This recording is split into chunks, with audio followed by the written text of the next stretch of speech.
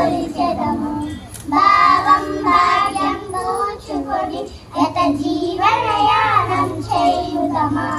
ఎందర వీరుల త్యాగ ఫలం మన నేటి స్వేచ్ఛకే మూలధనం వారం ధరణి తలచుకొని మన భారతని నిలుపుకొని సేనల చేతల మాటలతో మన దేశ మాత్రమే కొలిచెదము భావం భాగ్యం కూర్చుకొని యత